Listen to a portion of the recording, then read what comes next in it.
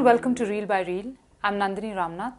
This week's big release is Tigmanshu Dhulia's Sahib, Biwi, Gangster returns.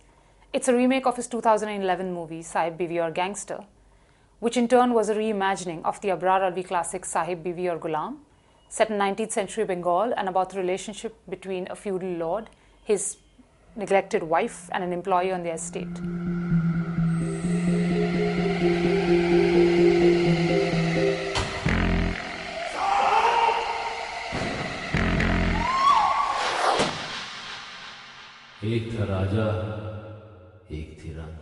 Dhulia places his stories in the present day.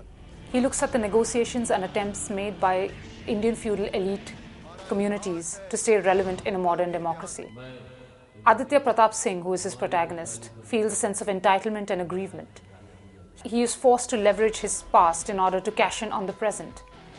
But he has a few problems, and the biggest one is posed by his alcoholic and contrarian wife, Madhavi, who's played by Mahie Gill in both the movies. Madhavi had cheated on Aditya with one of his own employees in the first part, but things get considerably more complicated in part 2. It's a messy scenario, and while Dhulia doesn't allow the movie to slide into a mess, you do get the feeling that the screenplay is a bit too dense and overplotted, and that Sahib's sense of aggrievement has run its course. What sees us through the proceedings are Dhulia's gifts for creating muscular characters, for writing sharp and punchy dialogue, for getting solid performances from most of his cast members.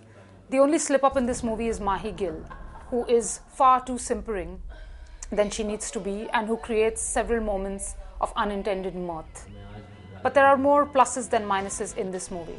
It's as nasty and sexy as the first part, and everybody in the film seems to be having so much fun that the feeling is infectious and you might find yourself having a lot of fun too.